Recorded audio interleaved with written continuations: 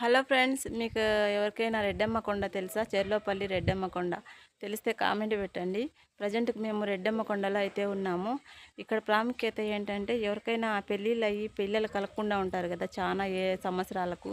అలాంటి వాళ్ళు అమ్మవారి ఇక్కడ రెడ్డమ్మ కొండకు వచ్చి వరపడితే ఖచ్చితంగా పిల్లలు పుడతారు అనే నమ్మకం. చాలామందికి కూడా పుట్టినారు.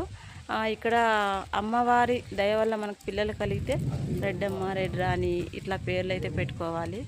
సో ఇక్కడైతే పెద్ద కొండ ఉంటుంది, పెద్దదంటే చాలా పెద్దది. ఓకేనా, దీని గురించి ఫుల్ వీడియో అయితే పెడతాను, చూడండి. ఓకేనా, మీరు ఎవరైనా చూసింటే కామెంట్ కూడా పెట్టండి. ఇక్కడ ప్రాముఖ్యత అయితే పిల్లలు లేని వాళ్ళకి రెడ్డమ్మ కొండకు వచ్చి వరపడితే కన్ఫామ్గా పిల్లలు పుడతారని నమ్మకం. పెద్ద కొండ ఇదంతా. ఫుల్ వీడియోలో పెడతాను, చూడండి.